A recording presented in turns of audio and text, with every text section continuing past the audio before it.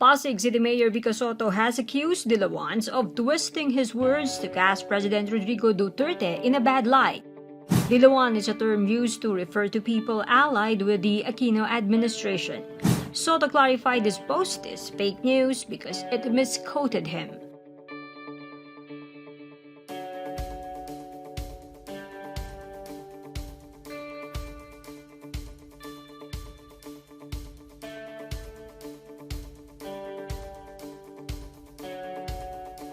The quote was taken from a May 28, 2020 interview where the Pasig mayor said,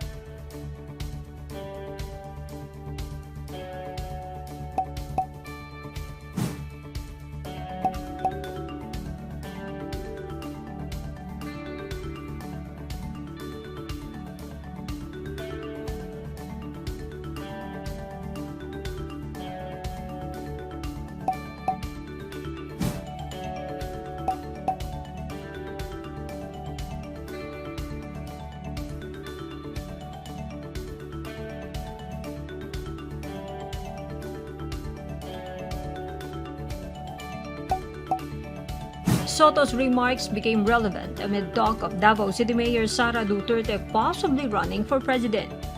The mayor had to post it on Facebook to clarify the context of his statement.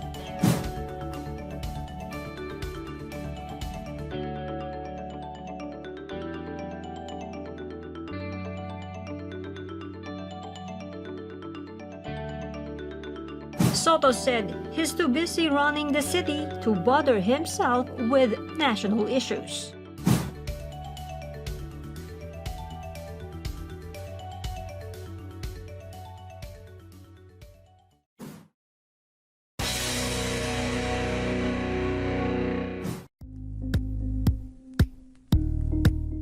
Thank you for watching Politico TV. Please like and subscribe to our channel for more videos.